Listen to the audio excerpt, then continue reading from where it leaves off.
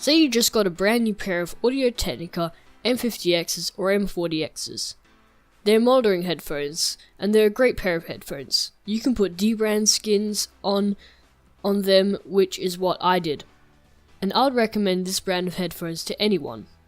But if you're a gamer, it doesn't have an inbuilt microphone. That is where the Antlion Mod Mic 4 comes in. The Mod Mic 5 is out, but I chose the Mod Mic 4 because I believe it delivers better value for money. So today, I'll be giving you a review and tutorial of how to set it up and the best settings you should use. So starting with what you get, it comes with a hard carrying case with a pocket and many elastic straps. Inside the pocket is the instruction manual, which for once is actually worth keeping, because it tells you how to properly stick the 3M tape. Also, it comes with an extra magnet and extra double-sided 3M tape adhesive, so it won't come off anytime soon. And at the top are the two elastic straps holding the mod mic itself. So it is held on by two neodymium magnets, which are the strongest type of magnets in the world, and spikes that guide it into two main positions. So now on to the most important aspect about any mic. How does it sound? And I'll also show you the best settings to use and how to properly record audio on Audacity. The mic has an omnidirectional pickup pattern, meaning it will pick up everything around it. It might pick up some background noise, which is one disadvantage the Mod Mic 5 doesn't have. For instance, now I'm typing on a Cherry MX Blue switch, which is quite a noisy switch, and it can perfectly pick that up. So I'll use Audacity to test how good it sounds. So if you have Audacity already installed on your computer, that's good. If you don't, I'll have a link in the description where you can download it from. The installation is pretty straightforward. You just need to go through the installation wizard and accept the terms and conditions and all of that.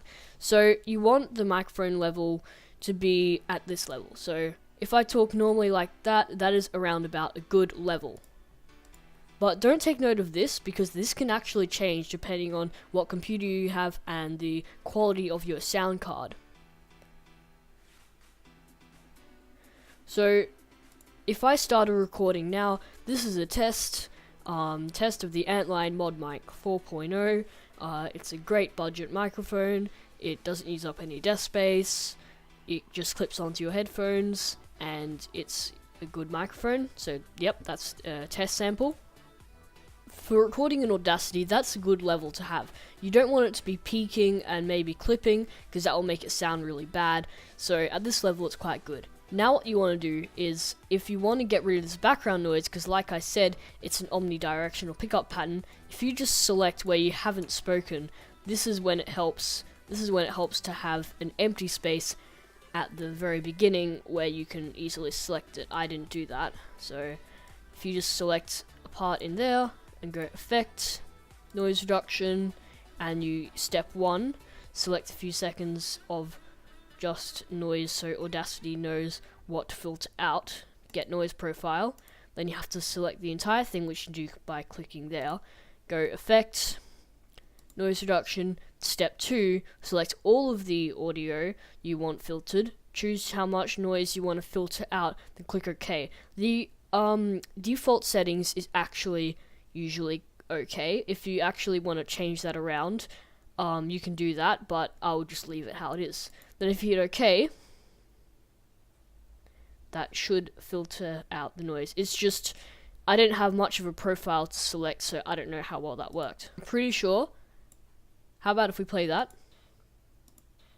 You can't hear much background noise, so that's good.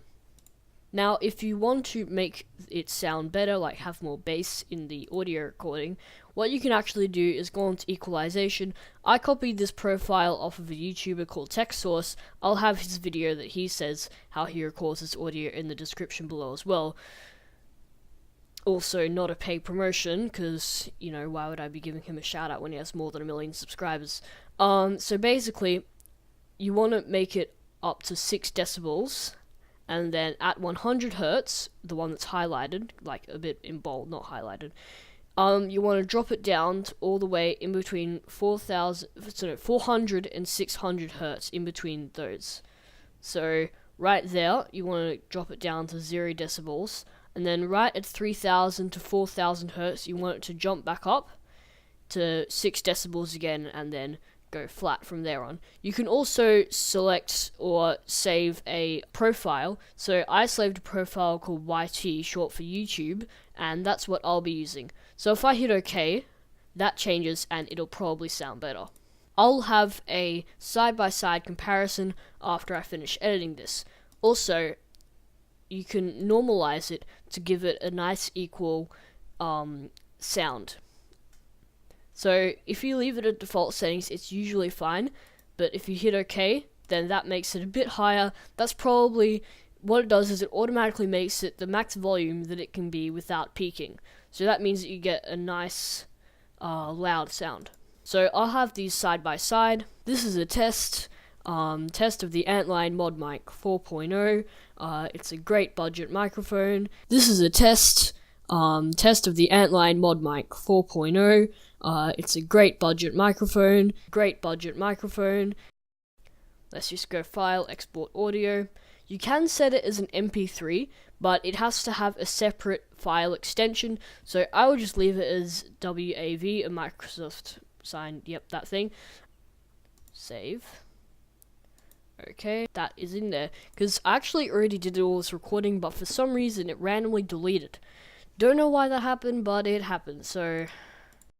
And to give you a bit of reference, this is a 20-year-old microphone that I use for my voiceovers called the Beyerdynamic M81. And the reason it's so old is because this is actually my grandpa's old microphone, but in order for it to actually work, I have to have it plugged into this mixing board thing for it to even work on my computer. And to give you a bit of reference, this is a 20-year-old microphone that I use for my voiceovers called the Beyerdynamic M81. And the reason it's so old is because this is actually my grandpa's old microphone, but in order for it to actually work, I have to have it plugged into this mixing board thing for it to even work on my computer. And now you're listening to my DSLR microphone setup. It's just a cheap shotgun microphone. I got it for $30 off of eBay, but it still has better audio quality than the inbuilt microphones on most DSLR cameras. The main difference with this microphone is it's internally powered, meaning that you have to have a AA battery in it, meaning that also right now it could just run out of batteries, but luckily there's an LED indicator on it. I don't bother editing this one because it comes out in a video format, so it's just a bit hard to bring it into Audacity. It sounds good enough anyway. So I think if you're paying $70 in Australian money for this microphone and you are only using it for voice chats in a game, I think that it's more than just good. You could even use this for voiceovers in YouTube videos, if you want. Oh yeah, and did I tell you that so far this entire video was recorded with this microphone? This just shows that you do not need a huge over $1,000 Sennheiser microphone setup. This mic would also fit for someone who is running low on desk space, since it just clips onto your headphones. So overall, I think this is a brilliant small compact microphone that does the job. And I think that it is not worth spending the extra money for the Mod Mic 5, but overall, I will let you be the judge.